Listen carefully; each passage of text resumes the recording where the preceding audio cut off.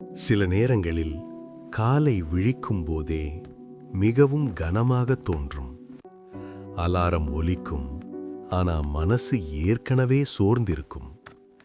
அதிகமான எண்ணங்கள், தொடங்காத நாளுக்கே நிறைய சுமைகள். ஒரு நாள் காலை நான் சற்று முன்பே வெளியே போக முடிவு செய்தேன். ஃபோன் இல்லை, அவசரமில்லை, சும்மா ஒரு சிறிய நடை. அந்த நேரத்தில் தெருக்கள் வேறு மாதிரி இருந்தது. காற்று சற்று லேசாக இருந்தது. வாகன சத்தத்தை காட்டிலும் பறவைகளின் குரல் அதிகம்.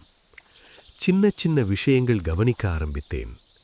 இலைகள் அசையும் சத்தம், மெதுவான காலை வெளிச்சம், வீட்டு வாசலில் நிமிர்ந்து நிற்கும் ஒரு நாய்.